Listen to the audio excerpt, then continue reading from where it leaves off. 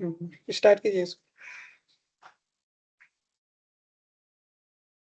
Okay, first of all, good morning, everyone. This is Ishu Decide. Today I'm going to discuss Module 5, the request response cycle. Before moving to the module, I would like to give a quick recap to the previous module, which is front-end, back-end, and database. In the previous module, we learned about how this three layers, front-end, back-end, and database work together and provide the complete user experience. Basically, this module, request response cycle, is a workflow of the previous module. In this module, we will know how the user interact with the front end, how the front end send request to the server, and how the servers contact with the database and provide the required response, and how that response is updated in the front end. So basically हमारे model के request response cycle में हम ये जानेंगे कि हमारा front end user से interact करके रिक्वेस्ट कैसे सेंड करता है सर्वर पे, और उस सर्वर से हम डाटाबेस के साथ कैसे कांटेक्ट करते हैं, और उस डाटाबेस के बाद हमारा रिस्पॉन्स कैसे हमारे फ्रंट एंड पे रिफ्लेक्ट करता है। तो ये आपको समझ आया कि हम आज क्या पढ़ने वाले हैं? यस। हेलो। ठीक है, मैं नेक्स्ट स्लाइड मूव करता हूँ।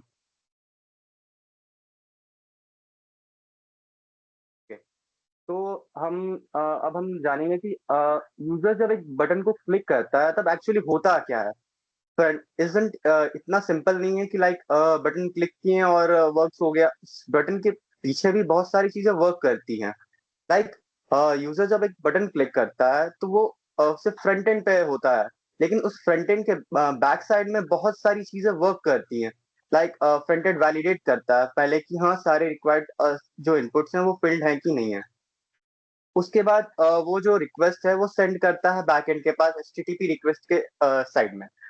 उसके बाद वो जो रिक्वेस्ट है वो बैकएंड प्रोसेस करता है और डाटाबेस में रिक्वायर्ड क्वेरी रन करता है, लाइक रीड राइट अपडेट और डिलीट। उसके बाद जो रिस्पॉन्स हमें मिलता है वो फ्रंट एंड हमें रिफ्लेक्ट करता है। मैं आपको इसको रियल एग्जांपल समझाता हूँ। आप जब आपके पास एक आईडी होता है तो आप आईडी कार्ड से कहीं पे एंटर करते हैं। तो आईडी कार्ड के सारे जो डिटेल्स हैं वो अगर वैलिड होते हैं तो आपको एंट्री मिल जाता है। इन केस अगर आपका आईडी कार्ड का जो जो इनपुट्स है और जो नेम्स और इन्फॉर्मेशन है वो अगर गलत होता है तो आपका एंट्री जो है डिनाई कर दिया जाता है, आपको एंट्री नहीं मिलता है। तो ये आपको समझ आया कि क्या होता है जब आप एक बटन को क्लिक करते हैं फ्रंट एंड पे? Hello everyone. Yes yes. Okay, तो हम मूव करते हैं नेक्स्ट स्लाइड पे। हाँ, तो हमारा यहाँ पे है ब्राउज़र रिक्वेस्ट। ओके, तो यूज़र बेसिकली इंटरैक्ट करता है ब्राउज़र से। ब्राउज़र जो है वो रिक्वेस्ट सर्वर को सेंड करता है एज़ अ मैसेज। तो जो हमें इन केस हमें कुछ भी डाटा या फिर एक्शन परफॉर्म कराना होता है ब्राउज़र से, तो वो ब्राउज़र जो रिक्वेस्ट है, वो डाटा है, वो सर्वर को सेंड करता है और वो सर्वर उस एक्शन को परफॉर्म करता है। लाइक अगर हम के बारे में सर्च करते हैं किसी ब्राउजर पे, लाइक हम कुछ डाटा सर्च करते हैं या फिर किसी यूआरएल को सर्च करते हैं, तो सर्वर उस यूआरएल से रिलेटेड चीजों को फाइंड करता है। उसके बाद हमें वो शोकेस करता है। लाइक फर्स्ट क्या करता है, वो एक रिक्वेस्ट क्रिएट करता है और हेडर अटैच करता है टोकन्स के साथ।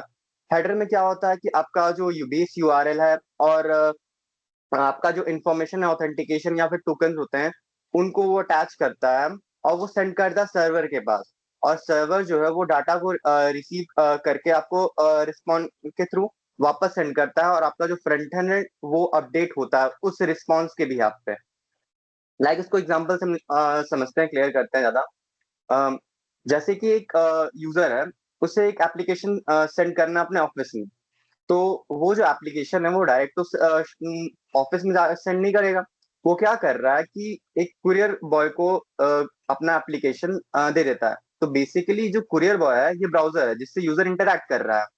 और उसके बाद जो ब्राउजर है जिसे हम कुरियर बॉय बोल रहे हैं, वो कुरियर बॉय जाके वो ऑफिस में, जो ऑफिस है वो सर्वर है, और उस सर्वर को वो एप्लीकेशन जमा कर देगा, और उस सर्वर से जो रिस्पॉन्स है वो हमें मिल जाए क्लाइंट को। तो ये समझ आया आपको? हेलो हाँ एवरीवन। हाँ हाँ, समझ गए। ओके, तो ये आप देख सकते हैं यहाँ पे हेडर होता कैसे, और उसका जो बॉडी है वो कैसे डिफाइन होता है।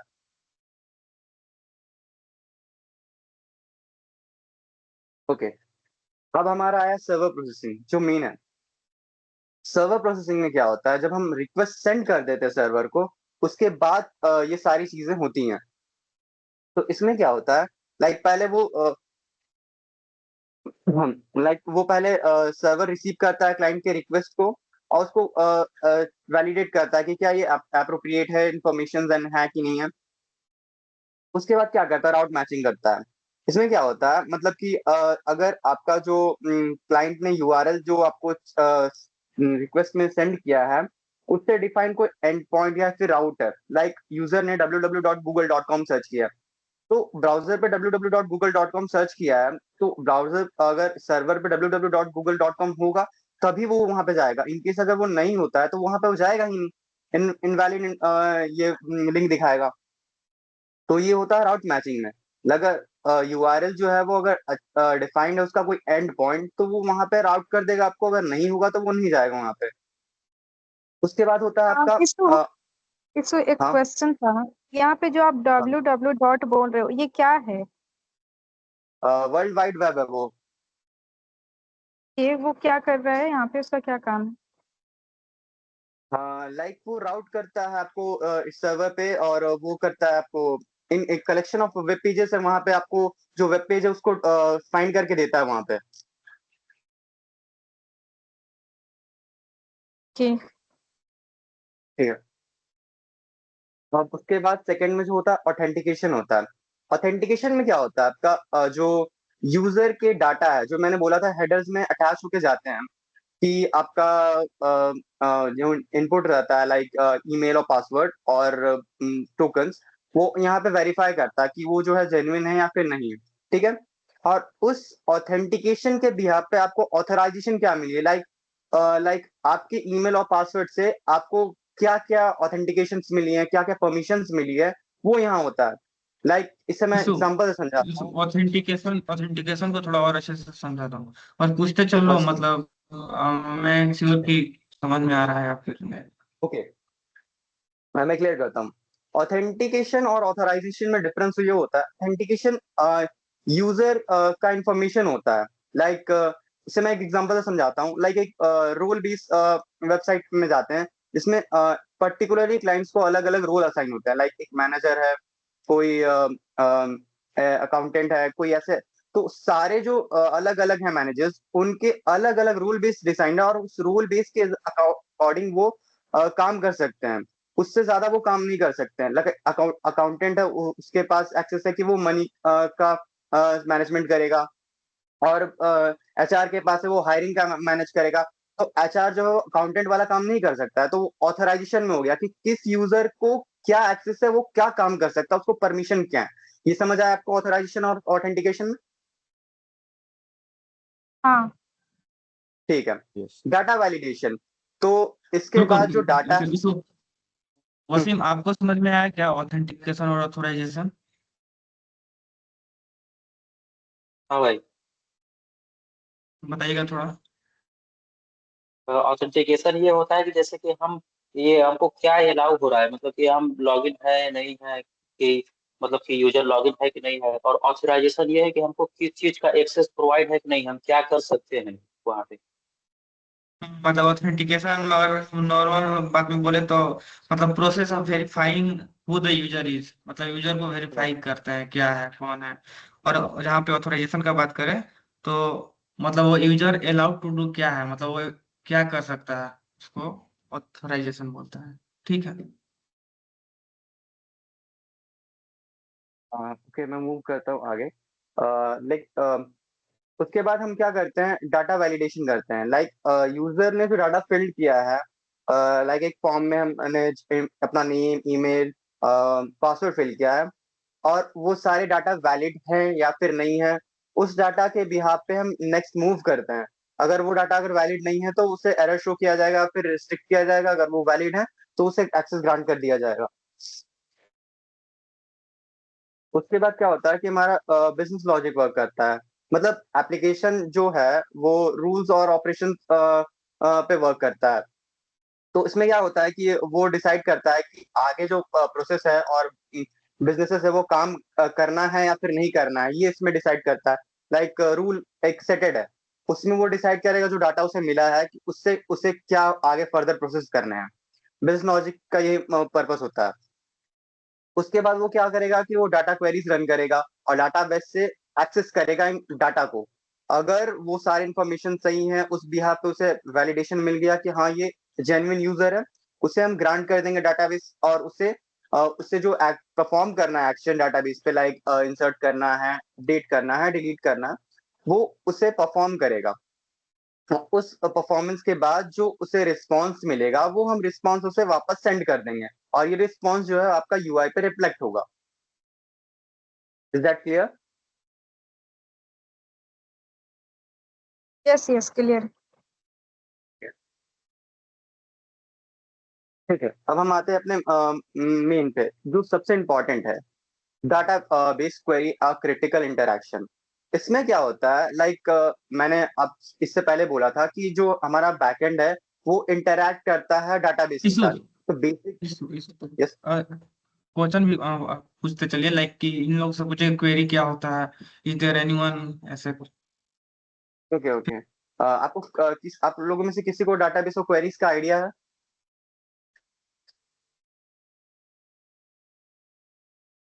नो? एनीवन? क्यूरी मतलब जो कमांड लिखते हो ना, हाँ, क्वेरीज डाटाबेस को रीड और बेसिकली इंसर्ट करने के डेटाबेस लिए में कमांड जैसे। लिखते हैं। हाँ हाँ, डाटाबेस से इंटरैक्ट करने वाली लैंग्वेज को ही क्वेरी बोलते हैं। वो एक बेसिकली लैंग्वेज है जिससे हम डाटाबेस के साथ कांटेक्ट करते हैं। दैट मीन्स कि डाटा से हम मतलब डाटाबेस से कोई भी डाटा निकाल सकते हैं, इंसर्ट भी कर सकते हैं, मतलब अपडेट हाँ और हाँ, डिलीट करना। यही हुआ कमांड देने के बाद रिक्वेस्ट होता है कमांड, है ना? बेसिकली सिंपल सिंपल शब्दों में इसको क्वेरी को समझें तो क्वेरी का मतलब ही होता है कि डाटा से कुछ पूछना है या फिर उस पर कोई ऑपरेशन परफॉर्म करना। Operation like create, read, update, delete. Okay. Okay. Okay, तो क्लियर हुआ है ये? Yes yes. तो डाटाबेस में हम एक्चुअली क्या करते हैं कि हम अपना जो यूजर से है वो इंटरैक्ट करते हैं और जो परफॉर्मेंस करवाने होता है हमारे डाटाबेस से, बैकएंड जो है वो क्वेरी के फॉर्म में हमें बैकएंड से इंटरैक्ट करवाता है। बेसिकली इसमें चार मेन ऑपरेशंस होती हैं, लाइक रीड होती है, क्रिएट होता है, अपडेट होता है और डिलीट होता है। रीड क्या करता है, हमें डाटा को फेच करने में हेल्पफुल करता है, यूज करते हैं हम। रीड का यूज हम बेसिकली डाटाबेस से डाटा को फेच करने के लिए यूज करते हैं हम। और क्रिएट का हम यूज करते हैं न्यू डाटा को इंसर्ट करने के लिए अपने डाटाबेस में। एंड देन अपडेट आता है। अपडेट हम यूज करते हैं created database, already existed data in the database, उसको मॉडिफाई करने के लिए। एंड एट द एंड जो डिलीट है वो उसका पर्पस होता है किसी भी डाटा को डाटाबेस से डिलीट करने। बेसिकली इसको हम एक रियल लाइफ एग्जांपल से क्लियर ज्यादा कर सकते हैं। लाइक हमारे पास कलेक्शंस ऑफ फाइल्स हैं एक वार्डरोब में, ठीक है? उस फाइल में से हमें कोई किसी एक पर्टिकुलर फाइल को लेना है, तो ये आपका हो गया ऑपरेशन, रीड ऑपरेशन, ठीक है? और उसके बाद अगर इन केस वहां पे वो फाइल नहीं है या फिर डेडिकेटेड फाइल किसी की नहीं है, तो इन केस हम उस फाइल को क्रिएट करेंगे। इन केस हम इस फाइल को क्रिएट करेंगे यहाँ पे। और उसके बाद अगर पहले से ही वो फाइल एग्जिस्ट है उस डाटाबेस में, तो उसमें हम क्या करेंगे, वो एग्जिस्टिंग फाइल को अपडेट करेंगे। सिंपली से अगर उस फॉर्म हमारे पास पहले ही है किसी पर्टिकुलर स्टूडेंट का, तो उसे हम अपडेट कर देंगे वहां पे। हमें उसका क्रिएट करने का, रीड करने की जरूरत नहीं पड़ेगा, हम अपडेट कर देंगे डायरेक्ट। इन केस उस डाटाबेस में से कोई ऐसा पर्सन है जिसका डाटा हमें नहीं चाहिए एनीमोर, लाइक उसने उस डाटाबेस से वो उसने अपने डाटा को रिमूव करने का कर दिया कि हमें नहीं रखना है यहाँ पे अपना डाटा। तो इन केस वो क्या करेगा, वो डाटाबेस में से उस फाइल को निकाल के वो हटा देगा और या फिर जिस यूजर का उसे दे देगा, बोलेगा कि अब आपका डिलीट यहाँ से डाटा हट चुका है। तो ये आपको समझ आया रियल लाइफ एग्जांपल से, या फिर मैं इसको फर्दर एक्सप्लेन करूँ? हेलो समझ सिद्धार्थ? गई इसको हाँ आप। समझ आया। ओके ओके, मैं नेक्स्ट स्लाइड पे मूव करता हूँ। ओके, तो अब यहाँ पे हमारा है कि सर्वर रिस्पॉन्स करता है कैसे। मैं रिक्वेस्ट देख लिया, उसके बाद जो हमारा डाटाबेस से इंटरेक्शन देख लिया कि इंटरैक्ट कैसे करता है रिक्वेस्ट के बिहाफ पे। उसके बाद वो डाटाबेस हमें रिस्पॉन्स कैसे करता है। तो डाटाबेस जो हमें रिस्पॉन्स करता है एक मैसेज के फॉर्म में, वो मैसेज स्टेटस कोड भी हो सकता है, एक पर्टिकुलर मैसेज भी हो सकता है, और हमारा डाटा भी हो सकता है जो हमें फेच करना है, या फिर समटाइम वो एक एरर भी हो सकता है, या एक टोकन भी, जो यूजर का एक पर्टिकुलर टोकन होता है, यूनिक टोकन। ओके, तो इसे मैं इसको यहाँ एक्सप्लेन पे करूंगा फर्दर एक एग्जांपल। हेलो, यस बोलो। इसको यहाँ पे स्टेटस कोड आप जो बोल रहे हो मुझे नहीं समझ आया। मैं उसे एग्जांपल से समझाऊंगा। Okay status okay. Code basically एक बैकएंड रिस्पांस होता है, एक मैसेज होता है। मैं इसे फर्दर एग्जांपल से समझाऊंगा, क्लियर करूंगा।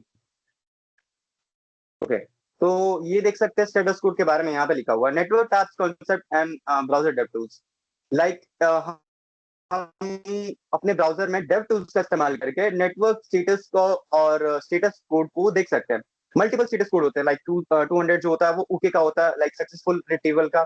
उसके बाद 401 है, वो इनवैलिड क्रेडेंशियल का है। उसके बाद 404 होता है पेज नॉट फाउंड का। एक 400 भी होता है जो बैड रिक्वेस्ट को रिस्पॉन्ड करता है। और 201 होता है जो क्रिएट न्यू रिसोर्सेस, मतलब डेस्टिनेशन चेंज हो गया फाइल का, उसको शो करता है। और ऐसे मल्टीपल्स होते हैं। तो हम इससे एक एग्जांपल से क्लियर करते हैं।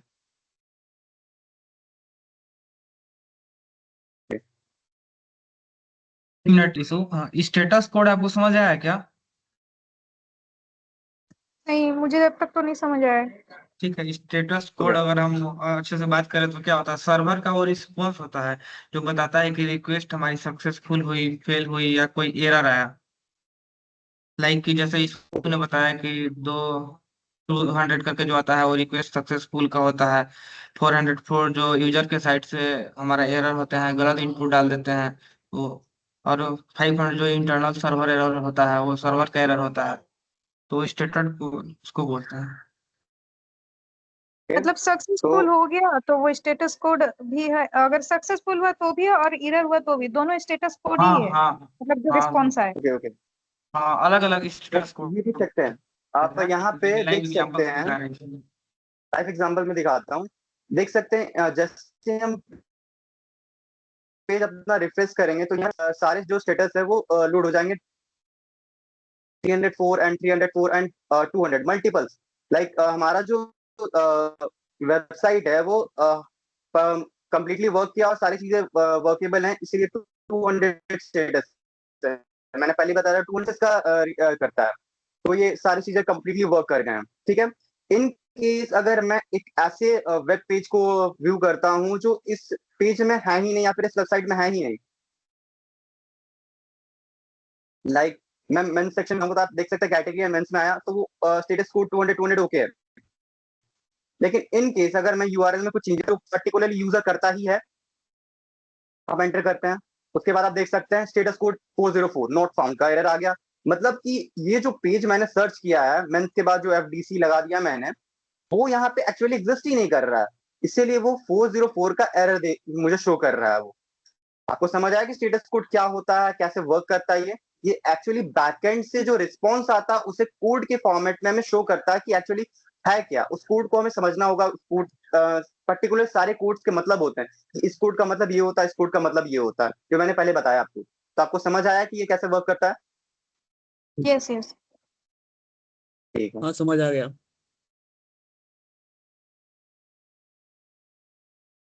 जैसे मैंने वो एरर वाले फाइल को हटाया, उस डेस्टिनेशन को हटाया, वो पर्टिकुलरली वर्क करने लगा सारी चीजें।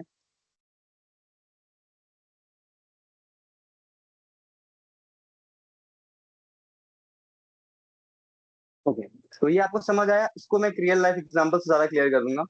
लाइक आप एक पैकेज को सेंड करते हैं कुरियर बॉय को, वो कुरियर बॉय उसे लेके जाता है डेस्टिनेशन पे और आपको रिप्लाई में देता है कि वो क्या डिलीवरी रिसिप्ट हो गया है, डिलीवरी रिसिप्ट मिला आपको कि नहीं मिला।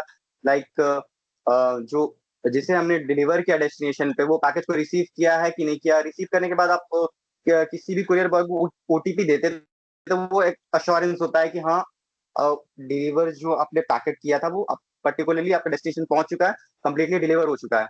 या फिर वो फेलियर हो गया है, या फिर उसने ऑर्डर रिजेक्ट कर दिया है, नहीं लिया है, या फिर उस ऑर्डर को रिसीव करने में आपको कितना टाइम लग रहा है, ये भी होता है। तो ये जितने भी प्रोसेस है उसमें एक कोड असाइन कर देंगे। लाइक ये कोड 101 है, 202 है एंड ये 303 है।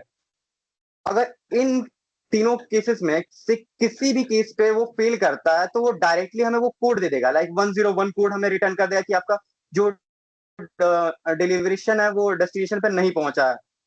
अगर यहाँ पे है तो 202 दे देगा कि हाँ, जो आपका जो पैकेज है वो जिन्होंने ऑर्डर किया था उन्हें एक्सेप्ट करने से मना कर दिया है, तो आपका वो नहीं फर्दर प्रोसेस हुआ। इन केस वो जो है, अगर यहाँ पे 303 का कोड दे देंगे हम, तो वो शो करेगा आपको कि हाँ 303 कोड है। आपको पता है कि 303 कोड का मतलब है कि वो जो पैकेज है एक्सपेक्टेड टाइम से ज्यादा डिलीवर करने के लिए ले रहा है। तो ये जो कोड्स आपको हेल्प करता है कि एक्चुअली प्रॉब्लम है क्या। तो ये आपको समझ आया?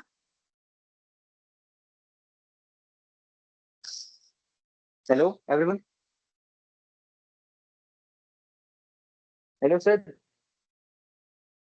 हाँ हाँ ओके, हाँ क्लियर है इशू। ठीक है, नेक्स्ट मूव करते हैं। हमारा जो सारे वर्क फ्लो के बाद जो है हमारा मेन पर्पस होता है यूआई को अपडेट करना। लाइक हमने रिक्वेस्ट सेंड कर दिया ब्राउजर से, उसके बाद वैलिडेट हुआ, सर्वर को रिक्वेस्ट गया और बैकएंड से डाटाबेस को रिक्वेस्ट गया, वहां पे वैलिडेशन हुआ और उस वैलिडेशन के बाद डाटाबेस से वो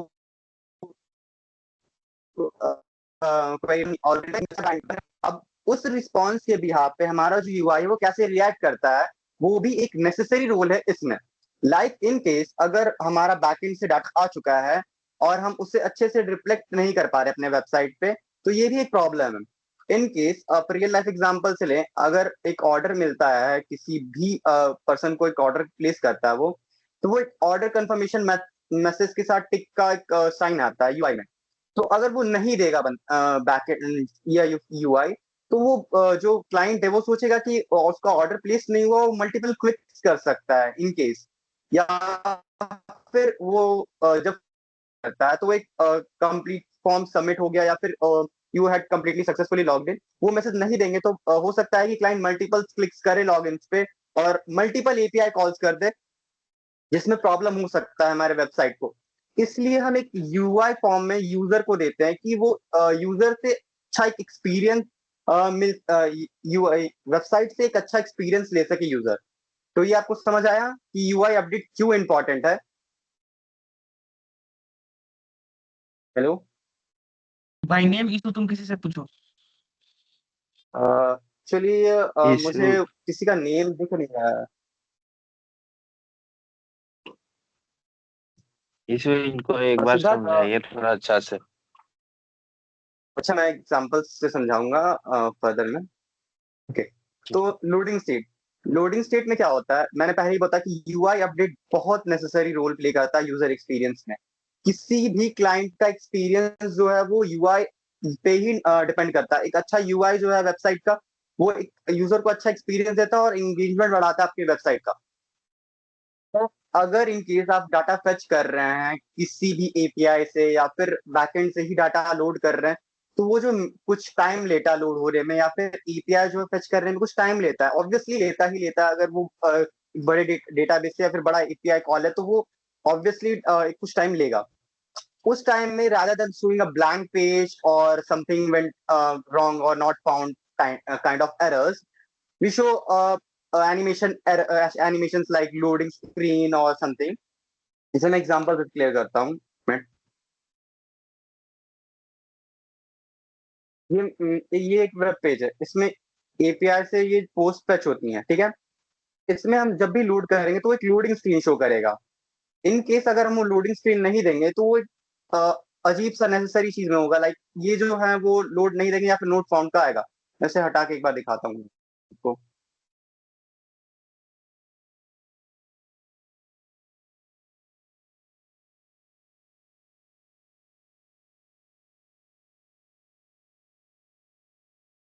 देखिए नोट पोस्ट फाउंड, ये जो आ रहा है वो यूजर एक्सपीरियंस को खराब करता है।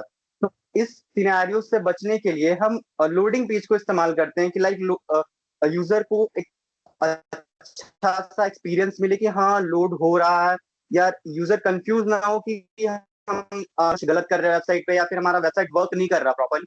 इसलिए हम लोडिंग स्क्रीन का इस्तेमाल करते हैं कि यूजर एक अच्छा एक्सपीरियंस हमारे वेबसाइट से लेके जाए और हमारे वेबसाइट पे इंगेज रहे। Is that clear? Yes. yes hello yes everyone. Yes, yes. Okay, error state, error state similar है।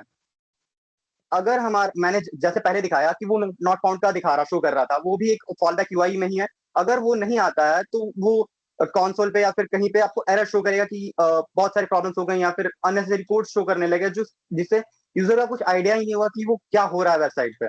तो वो जो अननेसेसरी एरर्स हैं उसे शो करने से बेटर एक मैसेज दे दिया जाए कि लाइक समथिंग वेंट रॉन्ग या फिर we couldn't find the user. Like मैं इसे एक एग्जांपल से समझाता हूँ। एक आप प्लेटफॉर्म पे कुछ आप लाइक आप एक ऑर्डर कर रहे हैं, तो वो ऑर्डर जो है आप प्लेस करने से पहले आपको वहां पे एक मैसेज दे देगा कि जो ऑर्डर है वो आउट ऑफ स्टॉक है। अगर वो स्टॉक में है तो आप उससे ऑर्डर कर सकते हैं। इन केस अगर वो स्टॉक में नहीं है तो वो rather than showing unnecessary errors like this expected on 101 catch b null, इस टाइप का एरर शो करने से बेटर है कि आप यूजर को एक पर्टिकुलर यूआई एनिमेटेड और आइकन से फुल एक एनिमेशन यूआई एलिमेंट दे दें जिसमें वो पर्टिकुलरली क्या मैसेज है, आप क्या शो करना चाहते हैं यूजर को क्लियर हो जाए। लाइक ऑर्डर आपका स्टॉक में नहीं है तो आप मैसेज दे सकते हैं यूजर को कि we are out of stock and we couldn't place your order. तो यूजर को क्लियर कर देगा ज्यादा कि हाँ हमारा जो ऑर्डर है वो प्लेस नहीं हो सकता, आउट हो चुका है और हमें फर्दर मूव करना चाहिए या फिर दूसरे प्रोडक्ट को विजिट करना शो करना चाहिए। तो एरर्स भी शो करना बहुत इंपॉर्टेंट है। आप एरर्स कैसे हैंडल करते हैं अपने वेबसाइट पे और कैसे उसे शो करते हैं अपने यूआई पे, वो भी बहुत नेसेसरी रोल प्ले करता है। Is that clear? क्लियर।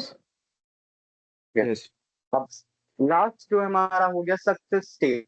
मैंने पहले ही बताया आपको कि सारे जो यूआई अपडेट्स है वो बहुत इंपॉर्टेंट है। मैंने पहले भी एग्जांपल दिया था लाइक आपका जो रिस्पॉन्स है वो आपको तो मिल गया, लेकिन उस रिस्पॉन्स के बिहाफ पे आपने यूआई में कुछ अपडेट नहीं किया है तो यूजर उसे समझेगा कैसे कि हाँ हमारा जो डाटा है वो फैच हो चुका है या फिर हमने लोड कर चुका है।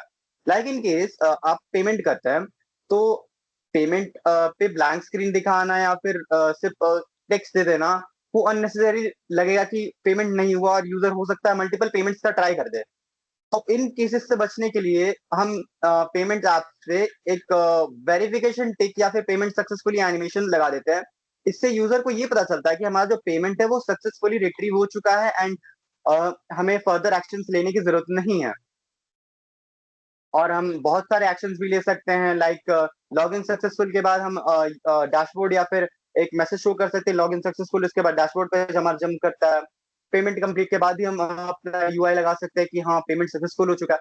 फाइल अपलोडेड के बाद भी लाइक हम पोस्ट करते हैं कोई भी सोशल मीडिया पे, तो वो पोस्ट कंप्लीट होने के बाद एक मैसेज शो करता है यू सक्सेसफुली पोस्टेड, या फिर स्टोरी जब भी पोस्ट करते हैं तो वो नोटिफिकेशन दे देता है कि you complete successfully story posted. तो ये होता है कि सक्सेस स्टेट को भी मैनेज करना और शो करना यूजर को बहुत इंपॉर्टेंट है। इन ये जितने भी यूआई अपडेट्स होते हैं हमें सारे के सारे यूजर को डिप्लेक्ट करना बहुत नेसेसरी होता है, लेकिन इन केस अगर हम नहीं करते तो यूजर कंफ्यूज हो सकता है एंड यूजर मल्टीपल क्लिक्स और नॉन नेसेसरी एक्शन परफॉर्म कर सकता है। तो ये आपको समझ आया?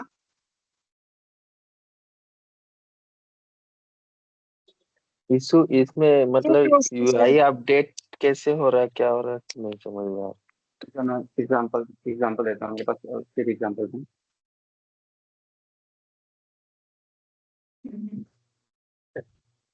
ये हमारा वेब पेज है। E commerce website. In case हम कुछ इस पे ऑर्डर करते हैं, बाय नाउ पे क्लिक किया एंड उसके बाद हमने प्लेस ऑर्डर किया, तो ये सक्सेस मैसेज है। अगर हमने ये सक्सेस मैसेज नहीं दिया होता तो उसी पेज पे रहता या फिर इस पेज पर डायरेक्ट जंप करता, तो यूजर को पता चलता कि हमारा ऑर्डर प्लेस हुआ है या फिर नहीं। मुझे इसका बताओ तुम। इन केस वो सक्सेस मैसेज नहीं रहता और हम सिंपली प्लेस ऑर्डर करते हैं, ये जो सक्सेस मैसेज नहीं रहता, तो इन केस अगर हम प्लेस करते तो ऑर्डर को यूजर को पता चलता है कि हमारा ऑर्डर प्लेस हुआ है या फिर नहीं। नहीं पता चलता। तो सक्सेस मैसेज यही इंपॉर्टेंट है, वो जो टिक मार्क था वो सक्सेस मैसेज था। ओके, समझ आया आपको? यानी कंफर्मेशन सर बस उसी की पता तरह चल जाता है तो यूजर को पता चल जाता है कि हाँ ये सक्सेसफुल हो चुका है। हाँ बिल्कुल, ठीक है। अब लास्ट हमारा समरी है जिसपे हम अपना जो मॉड्यूल है वो एंड करेंगे। लाइक इसमें हमने पढ़ा कि जब यूजर बटन क्लिक करता है तो और सिंपली वो बटन डायरेक्टली अपडेट नहीं करता चीजों को, उनके पीछे भी बहुत सारी चीजें वर्क करती हैं। लाइक ब्राउजर रिक्वेस्ट करता है सर्वर को HTTP में, और उसके बाद वो मॉनिटर किया जाता है कि उसमें सारी चीजें इंटैक्ट हैं, वर्केबल हैं, या फिर वैलिडेट करते हैं इन्फॉर्मेशन को। उसके बाद वो सर्वर रिक्वेस्ट प्रोसेस करता है और वो जो क्वेरी रन करता है डाटाबेस पे, और उस क्वेरी के फॉर्म बिहाफ पे हमें डाटाबेस से डाटा रिट्रीवल या फेचिंग करते हैं। उसके बाद वो जो डाटा रिस्पॉन्स है, उस डाटा रिस्पॉन्स को हम UI पे डिफ्लेक्ट करते हैं। लाइक हमारा फर्दर क्या चेंजेस हुए हैं, लोडिंग स्टेट है, एरर स्टेट है, या फिर सक्सेस स्टेट है, वो हम अपने UI पे डिफ्लेक्ट करते हैं। That is all for this session and this module. Thanks all. Is there any other questions to regards this module?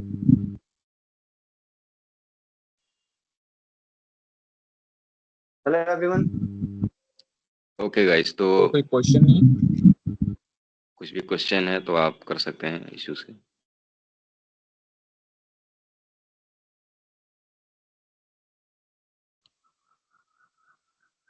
Hello issue, network tab concept आप बताए थे yes. 6 में, उसमें थोड़ा सा नेटवर्क टैब कॉन्सेप्ट आप बताए थे 6 नंबर में, तो उसमें थोड़ा सा बताइएगा। ठीक है, मैं बताता हूँ। देखो, ये आपका, ये मैंने अपना वेब पेज खोल 6 दिया, ठीक नंबर। है। हाँ ठीक है। हमें F12 या फिर इनफैक्ट आपको पता ही होगा, उसे ओपन करने के बाद हम जब भी पेज रिफ्रेश करते हैं तो पेज से रिलेटेड डिटेल्स को यहाँ पे स्टेटस को शो करता है, रिफ्लेक्ट करता है, ठीक है। लाइक हमारा जो पेज में जितने भी रिसोर्सेज हैं वो यहाँ पे शो करता है, लाइक JPG एंड वो जितने भी मैंने इमेजेस यूज किए हैं जितने भी कार्ड्स के लिए और प्रोडक्ट्स के लिए, वो यहाँ पे सक्सेसफुली लोड हो चुके हैं, वो उसके लिए है, ठीक है। 20200। ओके, तो मतलब सारे जो सक्सेस कंपोनेंट्स है वो सक्सेसफुली लोड हो चुके हैं, तो वो 200 का ओके कराता है कि हाँ सक्सेसफुली लोड हो चुके हैं, उससे कुछ प्रॉब्लम नहीं है। इन केस अगर किसी भी कंपोनेंट में बग होगा या फिर वो लोड नहीं हो पाएगा, तो उसका एक अलग कोड दे देगा वो, ठीक है। ये तो सारे मेरे ओके। इमेजेस के ही हैं। इन केस मैंने बताया था आपको, सिंपल सा एग्जांपल दिया था, एक अननेसेसरी पेज को मैं विजिट करने को ट्राई करता हूँ, तो वो यहाँ पे आपको 404 का कोड देगा कि पेज नॉट फाउंड। मतलब आपको ये स्टेटस कोड, आप जब पढ़ेंगे स्टेटस कोड के बारे में तो मल्टीपल कोड होते हैं, उस कोड्स का मीनिंग भी अलग अलग होता है, तो उस बिहार पे आपको पता चलेगा कि हाँ मुझे इस प्रॉब्लम है। फिर 404 ऑब्वियसली पेज नॉट फाउंड का होता है स्टेटस कोड। तो इसमें होता है कि लाइक आप जिस डेस्टिनेशन को फाइंड करने की कोशिश कर रहे हैं, लाइक मैंने FDC की नेसेसरी चीज लिख दिया, तो उसमें क्या होता है कि बताता है यूजर को कि हाँ आपके पास जो है ये पेज नहीं है। Is that clear? Yes yes. Okay, मैंने फिर से पेजेस लोड किए and all things are back 200। Okay issue, आप स्लाइड पे आ जाइए और आप सब बताइए कि अभी तक जो सेशन चला, ये PPT आपको कैसा दिख रहा है? पीपीटी बहुत अच्छा दिख रहा है, बहुत अच्छा UI है। बहुत अच्छा, और इसमें काफी सारे इंफॉर्मेशन भी ऐसे है जिसे देखकर ही समझ आता है। विजुअल सेट, एग्जाम्पल और साथ ही साथ सभी स्लाइड पे आप देख रहे हो कि रियल लाइफ एग्जांपल्स हैं। तो आप ऐसी एग्जाम्पल्स हर एक से मॉड्यूल मतलब में, कि हाँ, तो हर एक मॉड्यूल में आप इसी टाइप से कंटेंट ऐड करो। ये नहीं कि रैंडम कॉपी पेस्ट कर रहे हैं। आज देखो कितना इंटरेक्टिव सेशन लग रहा था, सबका मतलब स्लाइड पे ध्यान जा रहा था।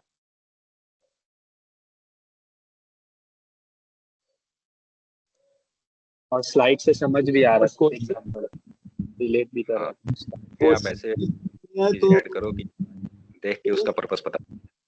तो अभी तक का सबसे बेस्ट ये इशू का प्रेजेंटेशन भी था और इनका स्लाइड भी था। तो आई थिंक आप सबको इस चीज़ को इम्प्लीमेंट करना चाहिए। और स्लाइड प्रिपरेशन का मैंने एक डेमो भी दिखाया है, अगर आपको दिक्कत आती है तो आप उसको भी गो थ्रू करिए।